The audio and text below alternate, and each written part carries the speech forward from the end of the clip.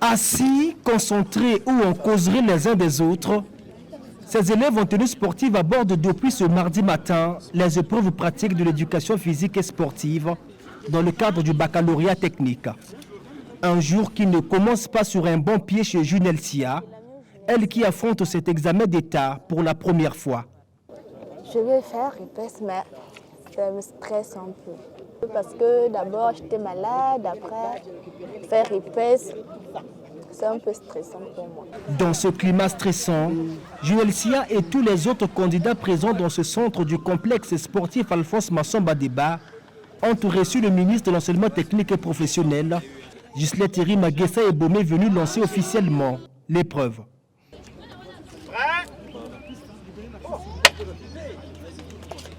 Après Massamba Débat, le ministre s'est rendu ici, à l'Institut national de la jeunesse et des sports.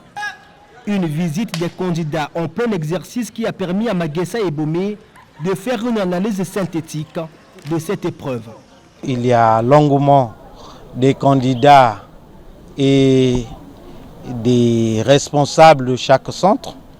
Nous constatons que les responsables de centre sont à la tâche et les enfants ont pris la mesure de l'exercice.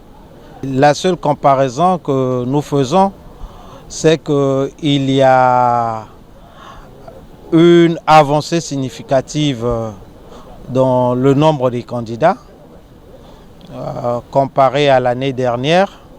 Vitesse, suivi du slalom avec le ballon, puis viser les cadres, triple saut et enfin gymnastique, 4 disciplines qui s'enchaînent.